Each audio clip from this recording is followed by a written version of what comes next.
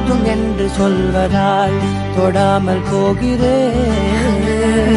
உன் போன்ற இளைஞனை மனம் ஏற்காமல் மறுப்பதே பிழை.